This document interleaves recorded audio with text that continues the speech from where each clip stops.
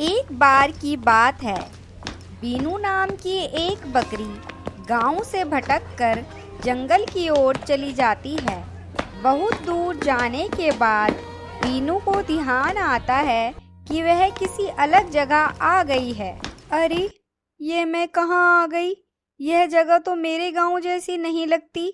लगता है मैं अपने गांव से बहुत दूर आ गई हूँ। और अब शाम का समय हो गया है। मेरा वापस जाना भी मुश्किल है।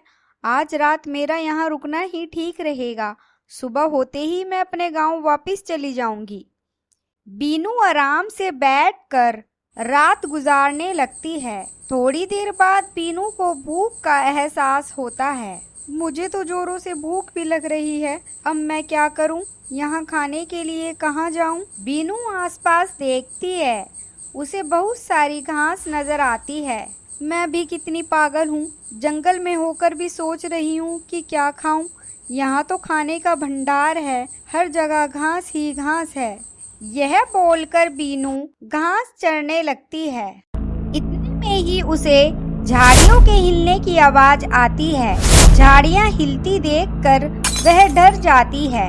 अरे, यह झाड़ियाँ क्यों हिल रही है? कहीं इस जंगल में कोई भूत तो नहीं? बीनू यह सोचकर झाड़ियों की तरफ गौर से देखती है। झाड़ियों के पीछे उसे एक भालू नजर आता है। वह और घबरा जाती है। हे राम, यह मैं कहाँ फंस गई? यह तो एक खूंखार भालू है। अगर इसने मेरा शिकार कर लिया, मेरी तो जान ही चली जाएगी। मैं अपने आप को कैसे बचाऊं? बीनू यह सब सोच ही रही थी कि उसके दिमाग में एक तरकीब आती है। वह बिना डरे फिर से घास चरने लगती है। यह सब भालू दूर से देख रहा था।